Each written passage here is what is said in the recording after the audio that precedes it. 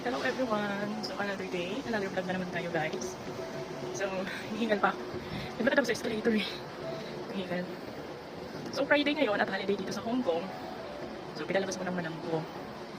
Kasi habang nagdi-dinner kami kagabi, eh, nabanggit niya ako lalabas pa daw ako ngayong pinabukasan nga. Ngayon nga, lalabas pa daw ako. Kasi holiday nga daw eh. Kaya kami lumabas. Sabi ko, wala akong pera.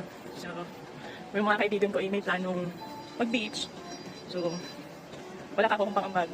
Siguro naawa yung madam ko. Sabi niya, okay, mag-enjoy daw ako. And, bibigyan niya daw ako ng maluluto. Bibilhan pala. So, bumaba siya ng building after namin mag-dinner. Kasi may grocery sa baba. Yun, nagpili ng maluluto ko na ano.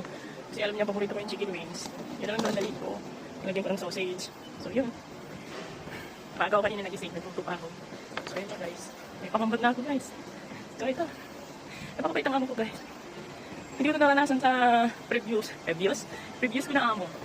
As in, dito talaga ina-allow niya ako na mag-enjoy. Kahit ako ay nahihiya na nga minsan kasi di ba alas wala naman ang trabaho sa kanila. Pero ito, lahat ng mga i-request ko binibigay naman. Kaya nga napaka-bless. Hingat pa talaga ako guys. So ayan, nag-shortcut na naman ako parang kasi mga kaibigan ko nasa central na. Dito naman ako central. Pag-exit ko dito sa IFC Mall, hindi sila talabas. Ayan.